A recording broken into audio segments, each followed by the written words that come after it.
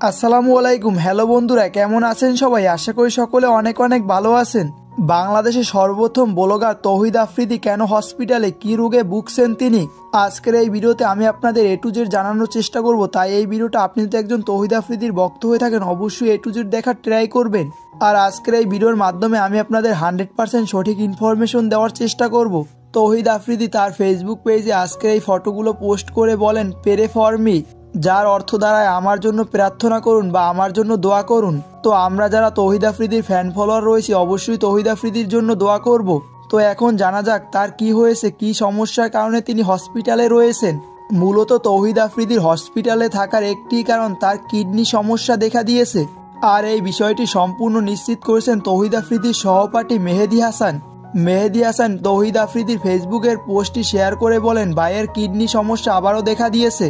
আর আমরা যারা তৌহিদ আফ্রিদির পুরানো ফ্যান ফলোয়ার রয়েছি তারা হয়তোবা সকলেই জানেন তৌহিদ আফ্রিদির এর আগেও একবার কিডনি সমস্যা দেখা দিয়েছিল।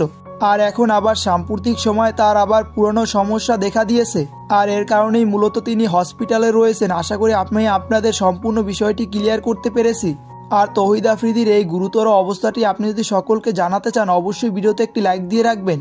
কারণ হয়তোবা তৌহিদ আফ্রিদির অনেক ফ্যান ফলোয়ার রয়েছেন যে তিনি অসুস্থ সেই বিষয়টি জানেন না।